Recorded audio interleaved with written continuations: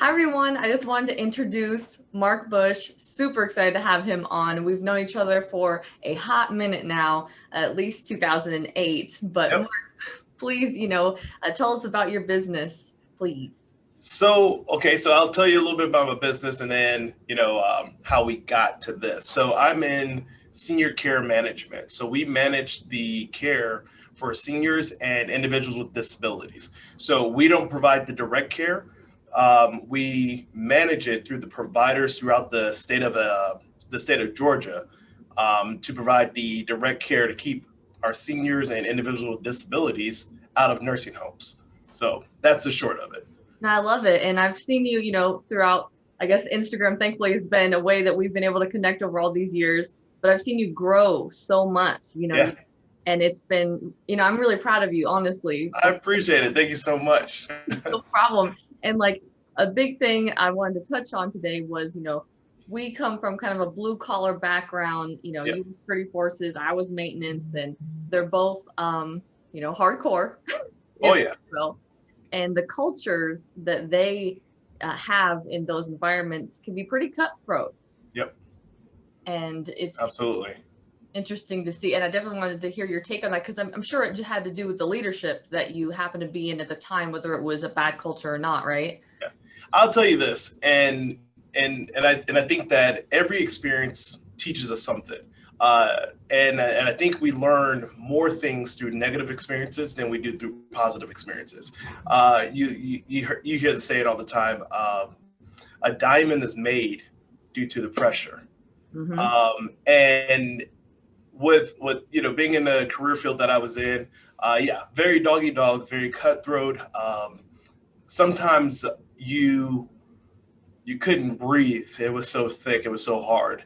But I'll tell you this: I didn't. I can honestly tell you, I didn't learn much about leadership in my career field.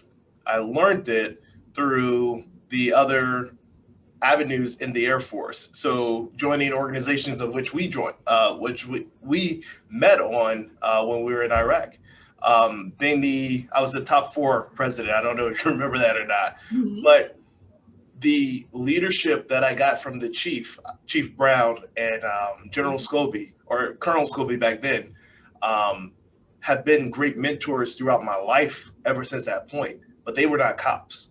They were Right. people that saw me when I was leading in an organization, an Air Force organization outside of my career field.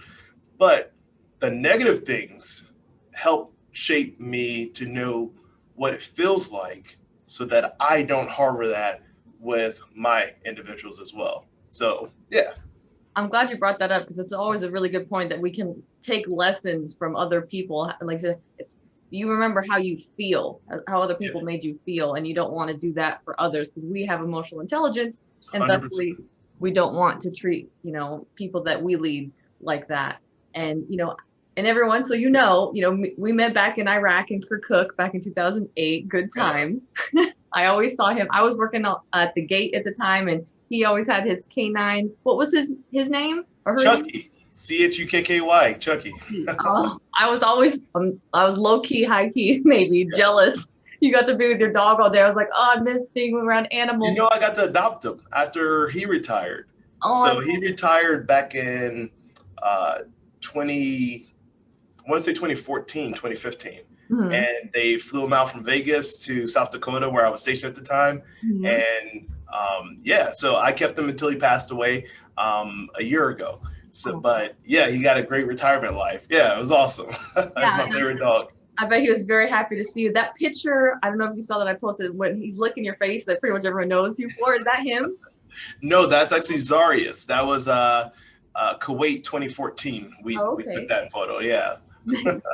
And I feel like there's a lot of, and I'm assuming some of you can tell us like Yeah. leadership lessons with animals, with dogs. I will tell you, uh, working a dog, being a canine handler, assisted me with every interpersonal skills that I deal with people. So I don't know if a lot of people understand what we do when we use a dog, in Iraq and Kuwait and Afghanistan and things like that. We're looking for explosives, and you actually read the dog's behavior. So I don't even need my dog to respond. So the response is a sit. I know movies have the dogs barking, but that's not the response. It's a sit and stare. But it's as a seasoned handler, I was canine since 2006. As a seasoned handler, I can read my dog's body language to know that the explosives is a couple more feet further because his tail wags a certain way, his body language changes, it shifts. So it assists me with leading in my organization. I can pick it out just like that to know if somebody's having a hard time. What's the change of behavior that they're having when they walk through that door that's different than how they normally walk through? So yeah, training dogs actually helped out with interpersonal skills like nobody else would believe. That gives me goosebumps. That's like legit. That's really cool that you bring that aspect into it. It makes a lot of sense. Yeah. So being in the medical realm now, I know that I've heard this a lot, that there's a lot of cultural issues within the medical industry and since it's such a people-oriented career, like you have to care about your patients, bedside manner, things like that. How do you feel like culture within your organization affects that? Okay, so it's kind of incredible that you bring that point up because I'm gonna segue to another aspect of how it affects, because I don't directly affect our clients. I'm behind the scenes. Case management, we're behind the scenes. The direct touch comes from the actual providers. But to answer your question as a leader in this organization, so I got out of the military in 2015, heavily male dominant career field, to getting into in-home care. So I started off as a director of operations of a home care agency. So these are a lot of aides who go into the homes, a lot of nursing assistants that go into the homes and actually provide the direct care. For me, the biggest culture shock and the change came with working with so many women. That was very different for me. I hear you. So I could, in another segment, we could do a stand-up comedy about it. But I had to work on patience a lot more. I couldn't be as direct as I usually am. Had to take feelings a lot into consideration. And there's just one thing that actually probably still to this day that bugs me the most in this industry is everyone treat things like it's life or treat minor things like it's life or death. Right. There's nothing. I think that sparks something huge in me because I've been in life and death situations. Right. And if we're clerical, I'm more administrative. If there's a clerical problem, if there's an administrative problem, all we got to do is breathe and come to a fix, a solution. Right. We don't need to treat it like it's life or death. And somebody will come in my office and their blood pressure is all the way up here, and they're about to lose their minds because of a printer issue. And I'm just like, please don't come into my office like that, because now you're offending me. Because I've been in life and death, and you're treating something minuscule, and that makes me mad. Absolutely. But I will say that the biggest thing for me is understanding other people's lives. So not to bring them up to what I've been through, but to come to where they've been through and what they haven't been through, and I have to treat them as such. Not with my background, but with their background. Patients that everyone, deserves. So I hope that answered that question a little bit better. For sure. No, thank you for that. Because, if everything's important, nothing's important. Yeah, absolutely. Yeah. And I bet, with medical, my grandmother just was going through hospice, and I saw how that could have been it went very well, thankfully. But it could have went really bad it's already such a stressful situation. And thankfully the the team, the hospice team was very, their bedside manner was very good. Yeah. The whole process was swift and professional. And I was Yeah. like, it was so important for the family as well during that time, because it's already such a bad time Yeah. that, I think it's important for companies that are in that realm to make sure that they have, their employees are professional and this Yep. and that. But there was one aspect I wanted to bring up that was a guy who dealt with like oxygen machines. He was like delivering and stuff. And he Mhm. was talking about how he was just going, and his specific company like just didn't care about like him and his people and this and that. And I Wow. was like, Yeah. and you could tell in his demeanor how it was affecting him. And it's just like, man, if you don't take care of your people and in the medical industry, I mean, that's No, affect, so to that point, and that's a great topic in this is who's taking care of the caregivers. hmm And when I was on the provider level of affecting the people that actually went into the homes, it was clients are first, our caregivers. So we had 4 locations that we covered throughout the state of Georgia, and about 52 admin staff that worked in the offices at 4 locations. And I would tell them, first is our client, second is our caregivers, the ones that are actually going in the home. You guys sitting here in the AC, in hot Georgia weather, not you are after the people that are actually working in the homes and providing the care, because you're right. You have to disseminate or all the way down care.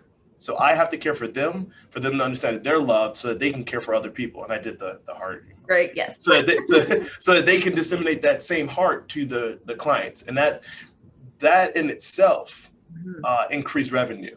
And a lot of people will look at their bottom line, their P&L statements, and they go to their bottom line and they make adjustments to what their company's doing based on that. Now, I always tell people, no, you're wrong. Your heart should dictate what you should be doing. Your bottom line confirms that what you're doing is right and good. Yes.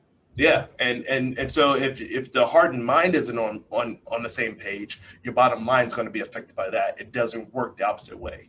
Right. And that's why I always try to preach to, clients and just the LinkedIn community, mission and vision is very important. Like that mission and vision. Yes, yes. You got to see it. And like, that should be where your heart is at, Yep.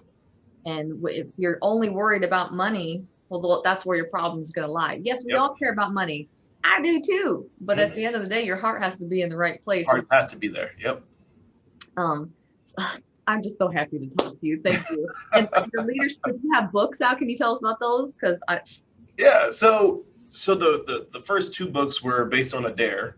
I remember I walked into at the time the owner of the agency I worked for, and I was in his home library, and I picked up a book and I said, I could do this. He says, well, then do it. I said, okay, I'll do it. Bet. And what I thought about was, okay, how do I express to people how I am the way I am, how I love the way I am, the way I do, or how I'm intentional the way I'm intentional about people. And so I created a book called #Live Intentionally. And what it is it's a 52-day challenge, 52-week challenge for every week of the year, where it gives them the reader a chance to impact and inspire other people that they come in contact with in that week. And then they have to journal about it. So what was their reaction? How did it make you feel? Mhm. And who you did it for? Mm-hmm. And this way, in week 32 of the year, when you're not feeling loved, when you're not feeling inspired, when you're not feeling purposeful, you can go back to your book and you can read about the things you've done for people and understand how that should inspire you to just get back up on the horse and keep riding. Right. So I did a second version of that for students, Uh-huh. 3rd through high schoolers, to do in their school atmosphere throughout the year. And I like that one a lot better than the adult version of it. Nice. And then the 3rd book is I'm Possible, Mhm. Positioning from Here to There. and it's a book that I did with about 24 other military veterans of different ranks, different branches, and what their process was getting out of the military, what they thought about their fears, what they wanted to do, and what they ended up doing. And this was to inspire other military veterans to understand that, hey, you have a lot to offer this world when you get out. I know I suffered from a lot of senior NCOs who were very discouraging about me getting out and what are you going to do and how are you going to do it? You don't have a degree. Brittany, I still don't have a degree. Both. And the thing is, so is my heart and my mind is on board to do great things, and therefore I do great things. So yeah, so that's what that book's about. So with those books, like, and having your employees, do you kind of correlate those, achievement levels within your like feedback sessions? You know what I mean? So for me, I don't push my own stuff on the people, Right. but when talking to my employees, I embody what I wrote. So that's how I am with them. I live to help them out to achieve their dreams. I live to make sure they feel great about what they're doing and can see their future in the company. That's a huge objective for me, is to be able to provide futures for them in this company. So here, we started the case management company just a couple months ago, and we're actually we just signed the papers today. We're about to expand past this wall. Congrats. Yeah, thank you. So we're growing Yeah. real fast. We're contracted with the state, so Nice. there's always clients coming in, and my job for them is to show them the vision and showing them where they're at in the vision as we move forward. So that's how I'm intentional with them, and live it with and breathe it with them. Yeah. That's awesome. The values, do you have like ones that that you can tell us about for your company? Yeah, so they're actually written on the glass. We have a glass conference room, and it's being intentional, Love it. communication. Communication, I will tell you, is the biggest thing that has been the breakdown of anything in any relationship with people. Anything with people, communication will always be what failed. Yep. Didn't communicate enough, overly communicated, didn't know how to communicate. So when communicating, it's with love and truth. So it's not just facts, it's facts with love and with a purpose to be understood while you're communicating that. So communication is a big part of the community. We're in senior care. We cover 7 counties in the state of Georgia, and we have to be for the community we're serving. So those are 3 of our main core values, and then there's like sub categories underneath those. And do you feel like you guys like eat, sleep, and breathe them, and it's important? My team is phenomenal. Love it. I will tell you, I have one of the best teams ever. I employ right now currently 12 people, including the 3 interns we have from the Georgia State University. And everybody that comes on this team has to understand the heart and the mind of this organization and be in tune with it. It doesn't work if it's not. Right. And I'm trying to preach to people that you got to have your values your people aligned with your values, or else don't even have them. Nope. And the thing is, I don't know if you read the book Good to Great. It's on my Audible. It's definitely so when I listen to audios, I like to listen while reading it, because I highlight and line out things in those books all the time. Nice. And it's sitting over in my windowsill over there. But in the book, they talk about the bus and having the right people on the bus in the right seats. So you can have good people on this bus, but they could be sitting in the wrong seats. Yep. Colin Powell, he talks about it. In one of his books that I read, he talked about how careful he was with promoting people to different positions, because while they were great here, they may falter in this position, and I have to know the person well enough to know if this is meant for them or if this is something that I want for them. And so in leading a team, it's all about literally understanding the ins and outs of your individuals to how it pairs with the position for them, as well as their elevation. Is it too soon? Is it too late? Or did we not push them to go on to be great in other places? We have to know that too. And we can't be selfish when that time comes as well. That's key, right? Most Yeah. people, like it's like they purposely, Coke bottle people, Mhm. bottleneck, I mean, and Yeah. it's like you are doing an injustice to your company when you Yeah. do that. We're So, doing injustice, and the thing is, and this is the biggest difference in, and I know Brittany, this is a whole different conversation. If after this question, are leaders born or made? mm, And the thing is, I like to say that it's a combination. right. But a leader understands when somebody has hit their plateau with you Mhm. and needs to move on for their good, not just your good, but for their good. Yeah. And it is my job to empower that person to be able to move on to the next level. For instance, I had one of the employees that I hired with the last company I was with as a CEO, Mhm. and when I started this company, I did it in partnership with that company. When I started my last company, and I brought his position over to my company. Okay. He worked with me. He wanted to resign before I started the company. And I said, "Hey, hang on there. You're not really ready to go, and I'll tell you why. While you may be good here and here, you need development here, here, and here, and you'll get that from me. Mm-hmm. Plus, I need you on my team because what you have, I can value from that, and I will give you something to value as well." He comes over. I'm able to pay him significantly more than what he was making.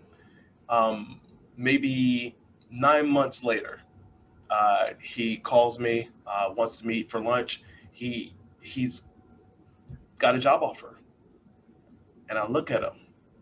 Yes, that's awesome. Oh, That's awesome. This Now you're ready. And and I think leadership is not just to be self-service, it's to service the people that are underneath you too, and to be able to proudly give them your blessings to move on. It's no hit on me when people want to move on. That's a good thing, right. and we should feel proud that somebody's leaving the nest to be great for the rest of their lives because of your leadership. And I think people have this negative connotation to people resigning or moving on and things like that. But we should encourage that, and it should be great for both the organization and the individual. That's an amazing story, and it really speaks to who you are as a leader. Like, period. Like, Yeah. I can't even like give any more good words to that because you just Kobe. Yeah, I just hope somebody that hears this can understand the value and been that type of leadership over a resentful leader when somebody needs to leave or feels the need to leave. Nope, we don't own anyone. Um, Right. we should be empowering them, and Absolutely. that's the best part of leadership to me. And you embody it truly. Thank you.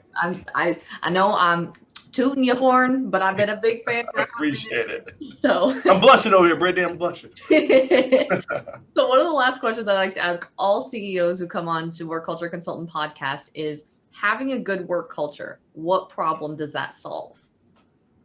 So we spend a good majority of our days at work. Um, if people dread coming to the place where they spend the most of their time and put in the most of their effort, um, then it's not beneficial for them or you. And there's nothing worse for an organizational leader than people who don't want to be there. You can't. So I'll tell you this: my team, um, I feel like I don't have to micromanage any of them. They know their tasks. They have their um, SOPs for their jobs. They know how to get a hold of me when they need to. Um, but there's nobody on my team that I feel like I have to nudge to do better. I have to nudge to keep working harder. Sometimes I have to pull them in and just look at them as like, so proud of the work you do for me. I'm so proud of it. Like I can walk away and I can feel like you're still working. Like nobody has to be here for you to do that. And that comes from having an environment of people that trust, love, and value your leadership. Mm. And so it's one of those things where they work harder based on the environment you create around them. Yes. And if they feel safe, if they feel seen, if they feel heard, if they feel like there is a vision in this organization for them as well, they work 10 times harder on their own accord. It's proof. I mean, look, look how much you've been growing. And I know social media, people are like, oh, it's just social media. But no, I'm a very intuitive person, and I can see through like your employees, the pictures y'all take, the kind of candids and stuff, they are into it. They want to be there. You can tell. And I literally love my team. I can sincerely tell you I love my team. They get on my nerves sometimes, but I love them. Right. I probably get on their nerves more than they get on my nerves. So hey, but it's your company. But you're doing so well. You're right. Thank you so much for being on the podcast, and we definitely need to talk again soon. Thank you so much for having me. I'm glad this was able to work out.